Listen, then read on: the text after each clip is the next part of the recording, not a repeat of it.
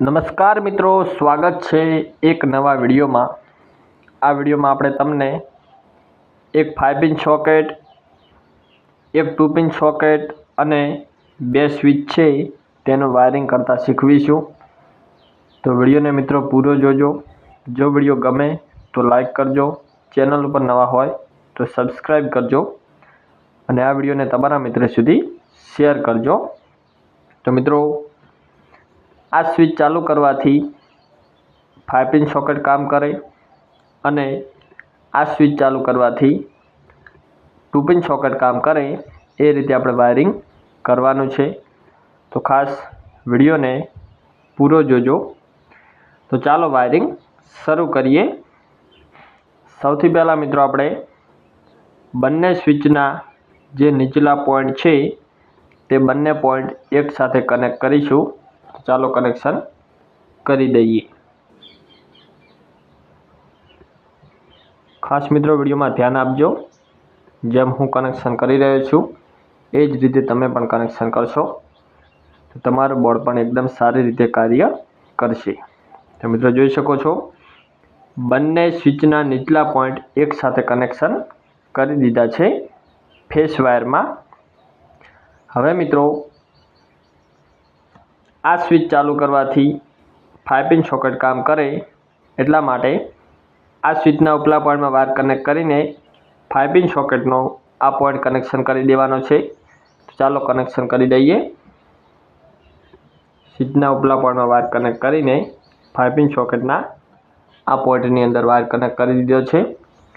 Same એ જ રીતે આ સ્વિચના ઉપલા પોઈન્ટમાં વાયર કનેક્ટ કરીને 2 પિન સોકેટનો આ નીચલો પોઈન્ટ કનેક્ટ કરવાનો છે, જેથી આ સ્વિચ ચાલુ કરવાથી 2 પિન સોકેટ પણ કામ કરે। ચાલો તેનું પણ કનેક્શન કરી લઈએ। તો મિત્રો, ફેસ વાયરનું કનેક્શન કમ્પ્લીટ થઈ ગયું છે, તમે લોકો વિડીયોમાં જોઈ શકો છો। હવે આપણે ન્યુટ્રલ વાયરનું કનેક્શન કરીશું। ન્યુટ્રલ વાયરનું કનેક્શન તમે જોઈ શકો છો, 5 પિન સોકેટનો એક પોઈન્ટ બાકી છે અને 2 પિન સોકેટનો પણ એક પોઈન્ટ બાકી છે। આ બંને પોઈન્ટ એક સાથે ન્યુટ્રલ વાયરમાં કનેક્ટ કરીશું। તો ચાલો કનેક્શન કરી દઈએ ન્યુટ્રલ વાયરનો।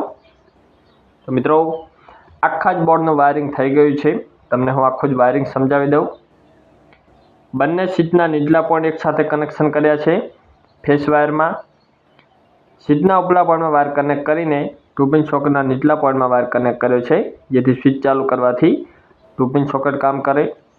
સેમ એ જ રીતે સ્વિચના ઉપલા પોઈન્ટમાં વાયર કનેક્ટ કરીને 5 પિન સોકેટનો આ પોઈન્ટ કનેક્ટ કર્યો છે, જેથી આ સ્વિચ ચાલુ કરવાથી 5 પિન સોકેટ કામ કરે। અને 5 પિન સોકેટનો આ એન પોઈન્ટ અને 2 પિન સોકેટનો ઉપલો પોઈન્ટ બંને પોઈન્ટ એક સાથે કનેક્ટ કર્યા છે ન્યુટ્રલ વાયરમાં। તો મિત્રો, કનેક્શન કરી દીધું છે, તો ખાસ તમે લોકો પણ મારી જેમ કનેક્શન કરશો, તમારું બોર્ડ પણ એકદમ સારી રીતે કાર્ય કરશે। તો મિત્રો, હવે આપણે આ બોર્ડની અંદર પાવર સપ્લાય આપવા માટે બે વાયરનું કનેક્શન કરીશું। એક હશે ન્યુટ્રલ અને એક હશે ફેસ। મિત્રો, અહીંયાથી આપણે ફેસ વાયર લઈશું, અહીંયાથી આપણે ન્યુટ્રલ વાયર લઈશું।